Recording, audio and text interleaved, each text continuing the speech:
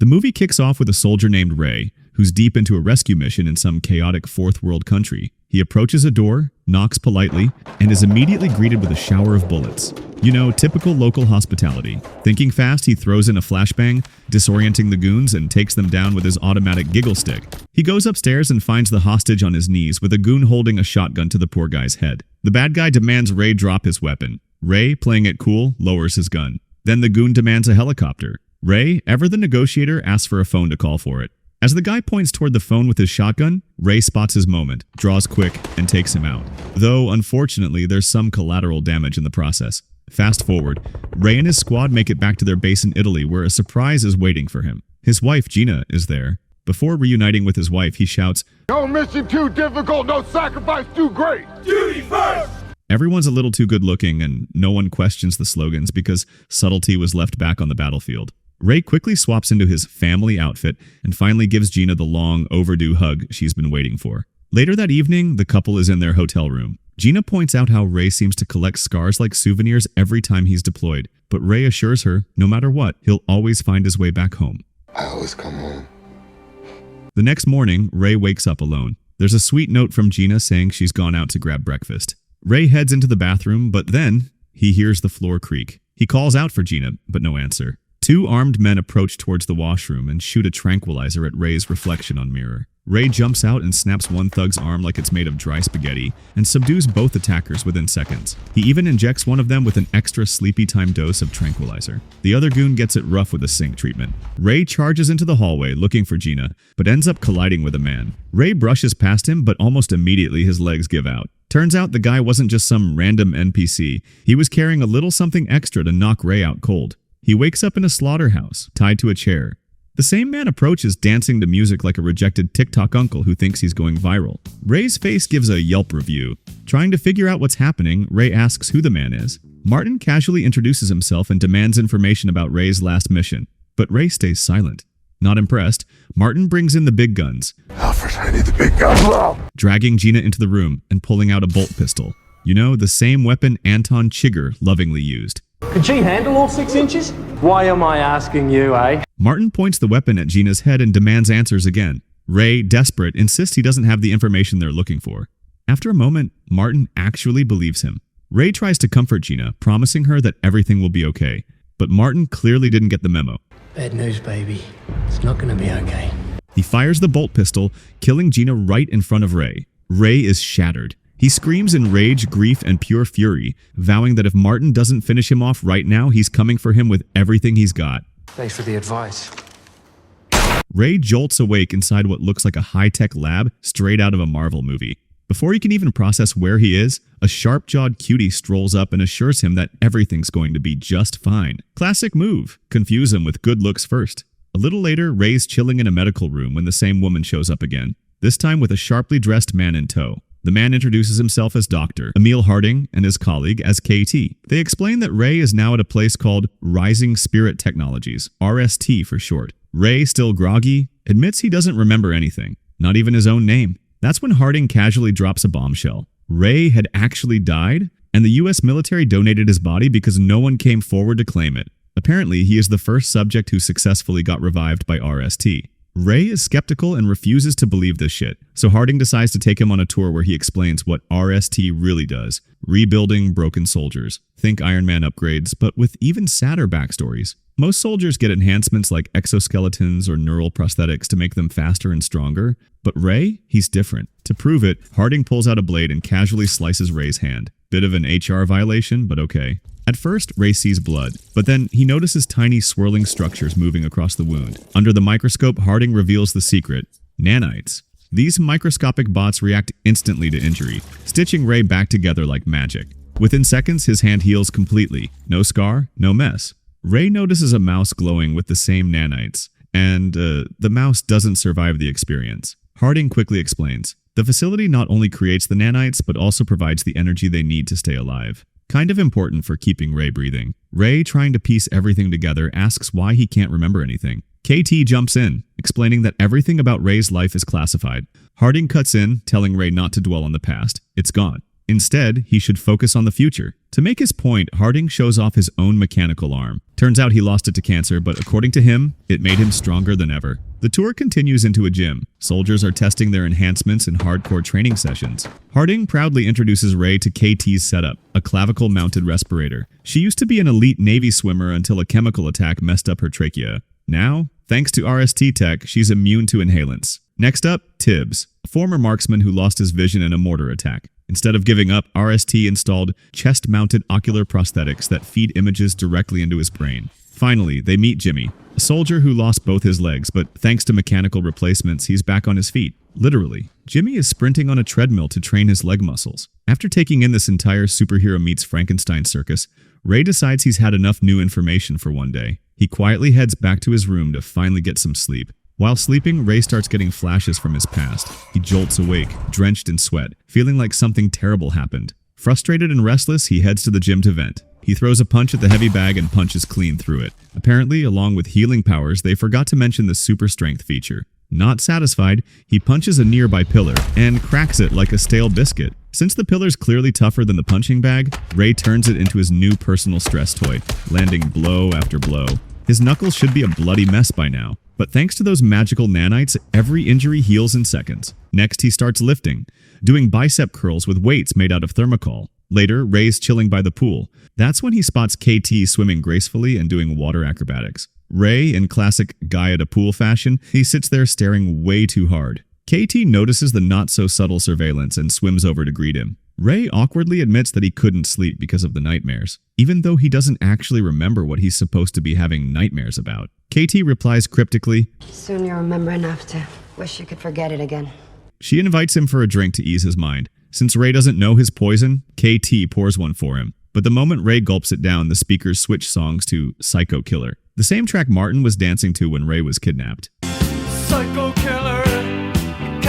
Immediately, flashbacks hit him like a truck. His wife, the moments they shared, Martin Axe, all flooding back in painful clarity. He finds himself shouting the same threat he once hurled at Martin. KT, seeing the sudden meltdown, alerts the team that Ray's not okay. But before anyone can react, Ray breaks the bar counter in half like it owes him money. Now, fully remembering everything, Ray switches into full Terminator mode. Without waiting for backup, he storms out, hotwires a truck, and gets on the road with a mission. Find Martin Axe. Make him very, very gone. Meanwhile, Harting slides into his brain's DM. He asks Ray where he's headed. Ray, with full main character energy, says he's going after Martin Axe to unalive him for good, and explains everything he now remembers. Harting pleads with Ray to return. He reminds Ray they've invested billions of dollars into him, and if Ray ghosts them now, it's going to look really bad on the quarterly earnings report. Ray's response? I'm not yours. Besides, I always come home. Using his nanite magic, Ray hacks into RST's servers like he's Neo from the Matrix and traces Martin's location. He arrives at an air hangar. Harting, desperate, tries to reason with him. Do you even know how to fly? Ray downloads the entire flight manual straight into his brain and learns it all in seconds. Harting is left speechless, probably wondering why they didn't install a parental control app inside Ray. Meanwhile, Martin Axe is on the move, being escorted by a security team in a full convoy setup. Ray tracks them with ease. As the convoy heads into a tunnel, all the lights suddenly cut out, plunging everything into darkness. Out of nowhere, a truck barrels toward them from the opposite lane and smashes into one of the convoy cars. The truck flips dramatically, blocking the path forward. Martin, now officially in panic mode, asks if this was a coincidence or something much worse. As the security team scrambles out to assess the damage, they confirm that Team 1 is down, but the truck driver is missing. Suddenly, Ray appears. He puts a thermite nade on Martin's car, rendering it useless, and starts shooting at the windscreen like a maniac. Team 2 gets out of their vehicle and shoots at Ray, and he falls to the ground. As the security team looks for other potential threats, Ray gets back up and starts assassinating the mercenaries. Using his super strength to throw them around like yoga mat, mercenaries flying everywhere. His wounds gets healed instantly, and that's when Martin gets a glimpse on his nanites. He is scared, and Videos calls a man telling him that He's here! They finished it, and he's right bloody here! the man tells him to let the professionals take care of him. Your guys suck! I'm screwed! Meanwhile, Ray is assassinating the goons in slow motion, John Wicking his way through the last few goons. At last, he peeks into Martin's car and then drags a dead Merc's body over, unclipping the grenade on his jacket and shoves the body up against the car window. Upon explosion, the car's bulletproof window is now completely shattered. As Ray moves towards the car, he gets shot in the face with a shotgun, but immediately gets healed. Without hesitation, Ray neutralizes the shotgun-wielding guard. Martin, now completely exposed, tries to reason with him, desperate to survive. He reveals that Harting hasn't been telling the full story and that Ray is making a mistake. Thanks for the advice. Later, at a remote airstrip, Ray reunites with his team. KT approaches him, concerned, but Ray confesses that even after avenging Gina, it feels hollow. Her death, or at least what he believes about it, can't be undone. Back at the RST facility, Ray is in the lab to get his nanites recharged when Jimmy arrives and disables his motor functions, turning him into a paralyzed sack of meat. He reveals the brutal truth. You think you're the good guy? It's a goddamn joke. You're an exhausting shitbird with a revenge button we keep pushing. Gina's not dead. They made Ray believe she was so they could use him as their perfect killing machine. Jimmy then initiates the extraction process. Ray's nanites are sucked out of his system, draining his energy, and a fresh batch is loaded in, rebooting him for the next cycle. Above the lab, the tech team resets the simulation, preparing a new fake memory to upload into Ray's mind. Meanwhile, KT confronts Harting, finally at her breaking point. She refuses to participate any longer. Harting reminds her that she is free to walk away but won't be able to breath again, because that's the deal she agreed to. He assures her that Ray's usefulness is almost at an end. After the next mission, they'll discard him and unleash the perfected weapon onto the open market, ready to be sold to the highest bidder. Inside the simulation chamber, the team modifies the hostage scenario again. This time, Martin's face is replaced with Nick Barris's, another former RST insider. It turns out that both Martin and Nick were once partners, helping Harting build the very tech that now flows through Ray's body. But after they abandoned the project, Harting labeled them as liabilities. Now he's weaponizing Ray to erase every loose end. Back inside the simulation, everything plays out like clockwork. The RST team plays their parts, repeating their lines like actors stuck in a cursed theater show. Ray sets off on his next mission, hunting Nick Barris. While Jimmy makes fun of him, Harting resonates with Ray's emotions. Such a relentless dick. It's because he's relentless. He would literally die for her. Don't you have somewhere to be? Annoyed by Jimmy's antics, Harting waves him away. Tracking Nick's location, Ray storms his private residence. Security guards at the entrance try to block him, but Ray doesn't waste time. He simply announces his deadly intentions and then explodes into action. One of the guards manages to shoot Ray, but instead of retaliating, Ray fakes death, pulling a classic Trojan horse move to slip deeper into the enemy stronghold. Inside, Nick Barris is already several steps ahead. He orders his men to drag Wiggins up from the basement. Don't look at my ass. Don't. Wiggins is a brilliant coder and hacker. He is a legend in the tech world, so good that even Eric had borrowed code from him to design RST's nanite systems. If he's so smart, then what's he doing with Barris? And why didn't we hire him? When Wiggins surfaces with a briefcase in hand, the RST team monitoring the feed panics. Harting demands Eric to figure out what's inside the case. Tension tightens like a noose. Meanwhile, Ray rises from the floor, fully operational, and continues carving his way toward his target. When Eric informs Harting that the device in the briefcase is an EMP bomb, he gets terrified and commands Ray to come back as he is headed towards Nick's office. Ray shuts down all communications. Wiggins informs Nick that the bomb is not charged yet and will take 5 minutes. Nick gets angry and tells his man to put Wiggins back into the basement. But Ray, driven by the fake memories flooding his brain, marches forward. In Nick's office, the bomb is still charging. Ray bursts into the room just as the countdown ticks closer to 0. The situation is very tensed as Harting realizes this could end very badly. The whole thing was actually planned by Nick from the beginning. Ray accuses Nick of murdering Gina, accusations Nick doesn't even understand. Before Nick can make sense of the madness or defend himself, Ray ends it with a single shot. For a brief moment, everything seems to calm. Harting and the RST crew breathe out, but the relief is short-lived. Somewhere in the chaos, someone slams the activation button. The EMP detonates and a silent shockwave rips through the estate, plunging the entire compound into darkness. The nanites inside Ray's bloodstream shuts down instantly. His body goes limp and crashes to the ground like a discarded puppet. Back at RST headquarters, things are going downhill fast. They suddenly lose connection to Ray and have no clue who pushed button. Meanwhile, Ray's busy dreaming about his wife, living his best soap opera life, until Wiggins slaps him back to reality with a good old electric jolt. Ray, still disoriented, naturally assumes Wiggins is another enemy, because getting kidnapped twice in a week sounds about right. But Wiggins quickly unties him and assures him he's not here to fight. He's here to help. He introduces himself and reveals that Nick had ordered Wiggins to kill Ray. But Wiggins had his own plans. Instead of pulling the plug, he waited for Ray to take out all of Nick's men. And then he pressed the shutdown button. As Ray processes this plot twist, flashes of his previous missions come flooding back. The different people he was made to believe killed his wife, and how he eliminated each one of them. When Ray tells Wiggins about these memories, Wiggins is horrified. It finally clicks. Ray's been manipulated like a pawn on steroids. Harting had been lying to him from the start, and more importantly, Gina might still be alive. Fueled by rage and hope, Ray bolts for the exit, but Wiggins stops him. He warns Ray that Harting won't let him just walk away. And worse, with one tap of a button, they can hijack his body like a Wi-Fi controlled action figure. They could even send Ray after him next.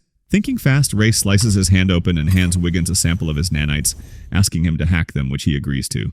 Before leaving, Wiggins hands Ray a regular phone, because if Ray uses his nanites to search the internet directly, he'll basically light up like a Christmas tree on RST's radar. Playing it smart, Ray inputs Gina's address into maps and hits the road. Back at RST, the team can't trace any activities since everything was shut down from the EMP wave, so they are using satellites to track the car's movements. They quickly alert Jimmy and Tibbs, who suit up and start moving out. Ray finally arrives at Gina's place. He knocks. The door opens. It's her. The happiest moment of his life. Seeing his supposed dead wife alive, standing right there.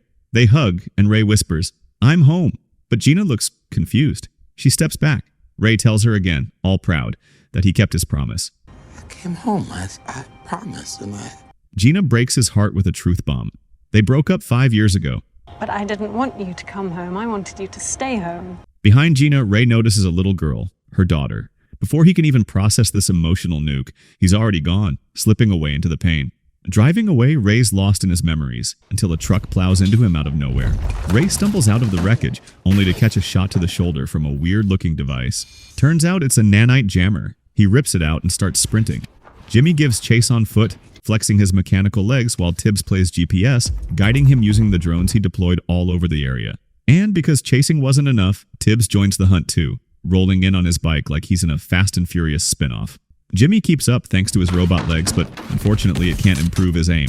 They chase Ray towards a nearby cafe where Ray snatches a gun from a police cruiser and, for good measure, kicks the whole vehicle to give the startled officers inside a quick tour of physics class. Using the distraction, Ray manages to put some distance between him and Jimmy. But Tibbs, being the human Google Maps that he is, reroutes Jimmy right in front of Ray. Jimmy pops out, ready to strike, but Ray hits him with a WWE-approved chokeslam straight into the road. An incoming truck rams up on both of them.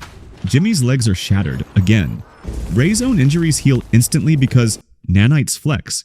He moves to finish Jimmy off, but before he can, Tibbs sneaks up and stabs Ray with a jackknife device. Instantly, Ray's systems reboot, reconnecting him straight back to RST's servers, and within seconds, Harting's team puts him down like a puppet whose strings just got cut. Harting, ever the puppet master, orders KT to track down Wiggins and eliminate him, but KT refuses. She's had enough of playing assassin on command. Harting doesn't take no for an answer. With a flick on his arm, he blocks her breathing device, suffocating her like a cruel reminder of who's really in charge. KT gasps for air, struggling, learning lessons the hard way. Later that evening, KT tracks Wiggins to a hotel. She spots him stepping out with his small army of security guards. Playing it cool, she asks for a light. Wiggins, clearly a sucker for pretty faces, lights a cigarette for her, completely off guard. The moment the cigarette burns, it releases a chemical inhalant, and Wiggins drops like a stone.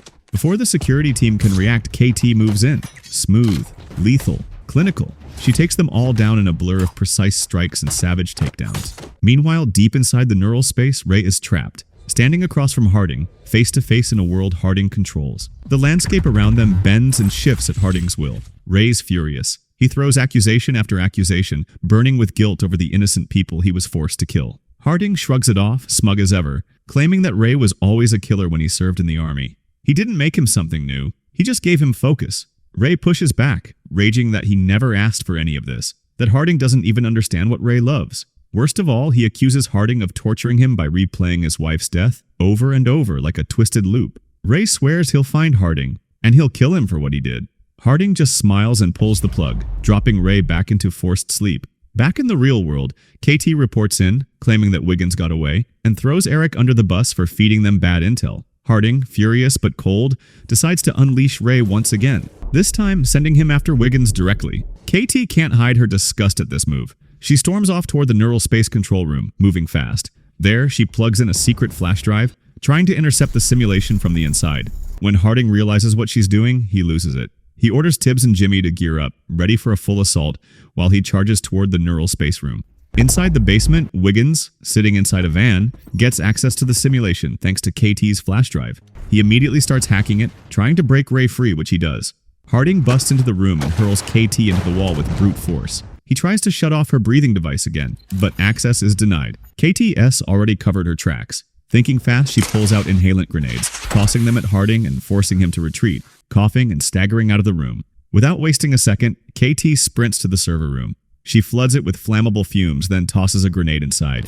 The heart of RST burns to the ground. Meanwhile, Jimmy and Tibbs prepare for their next deadly mission: take out Ray once and for all. Jimmy confronts Ray first, now looking like a sci-fi nightmare with 4 mechanical arms ready to tear him apart. They clash violently. Ray dodges the flurry of long-arm jabs, but Jimmy eventually pins him against the wall and drives a blade deep into his shoulder. Ray doesn't panic. Instead, he uses the proximity to deliver a brutal counterpunch, knocking Jimmy away. In a savage move, Ray tackles Jimmy straight through the elevator doors, and they both crash land onto the elevator platform below. Tibbs leaps into the fray, jackknife in hand, aiming to re-establish server control over Ray, but Ray dodges the strike with split-second reflexes.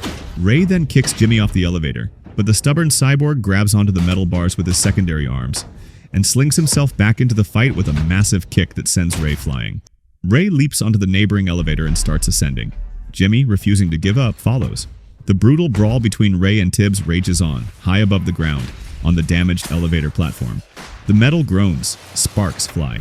The cables start to snap. Sensing an opportunity, Jimmy seizes the moment. Without a second thought, he rips apart the already weakened elevator cables, willing to sacrifice Tibbs along with Ray. Tibbs screams as he plummets into the abyss below. Jimmy doesn't even blink, but before he can finish the job and cut the second rope, Ray charges him. Fueled by pure rage, Ray grabs Jimmy by his reinforced armor.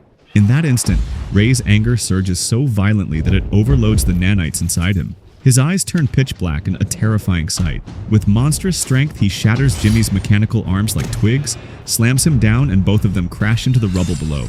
Meanwhile, Harting is trying to make a slick escape, prepping to leave the crumbling facility behind. But before he can even start the engine, Jimmy's broken robotic arm smashes into his car, wrecking it.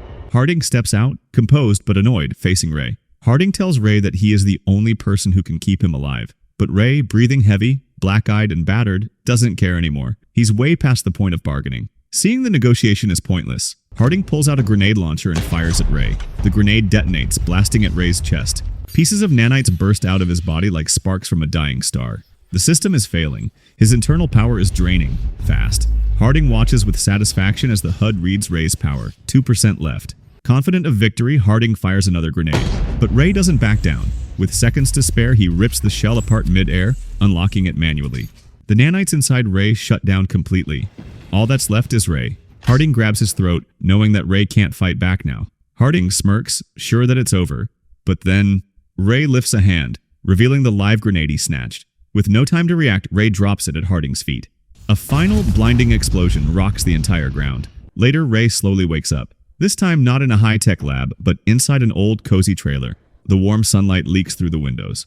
His systems hum quietly. Sitting across from him, Wiggins flashes a proud, mischievous grin. He informs Ray that not only they managed to bring him back, but also increased his stamina. If you were a 3 before, you're now like an 18. And I'd done that. He looks at Wiggins and simply says, "Thank you." Outside, KT waits, sitting on a bench.